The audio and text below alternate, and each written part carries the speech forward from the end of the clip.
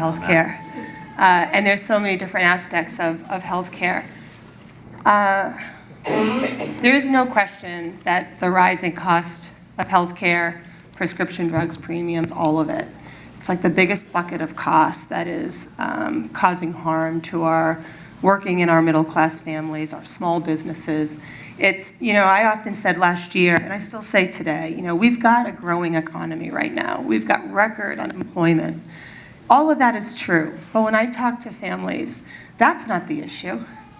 The issue is this high cost of living that is so dramatically outpacing people's earnings. That's what's crushing us, right? I can't afford my kids' college.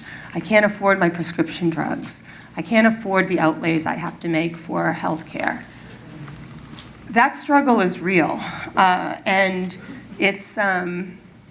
we have to confront the cost of healthcare. That is the main reason, because of that growing bucket of cost. It's the reason why I'm a co-sponsor of Medicare for All. Now, we need bold change on healthcare.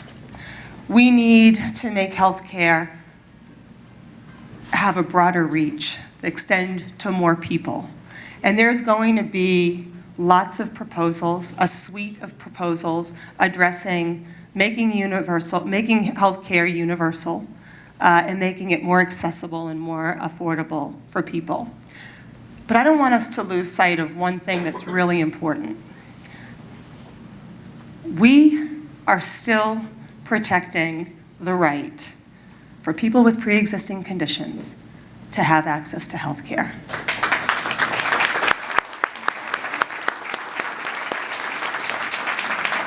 It's crazy to have to say that, right? 24 million people got health care, access to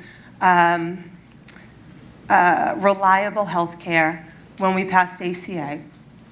And it's under threat, it's under attack all the time. The Texas lawsuit, the introduction of junk plans that try to backdoor and offer plans that discriminate.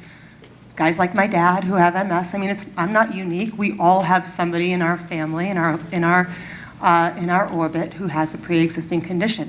So I do look at this as a short-term fight and a long-term battle. We have to make sure that we shore up we have to make sure that we shore up ACA, we stabilize ACA.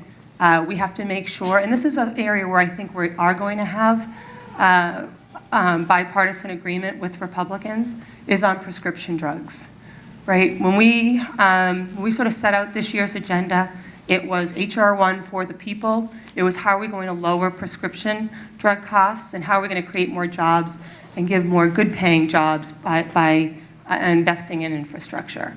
So I do think prescription drugs is going to be one of those areas where we're going to be able to work with Republicans and get something passed this year. But we have a lot of work to do on health care, and we're looking at every single proposal. We're reading them all in depth so that we understand them all. But anything that moves the ball toward universal, affordable coverage, we're going to be supporting in this Congress.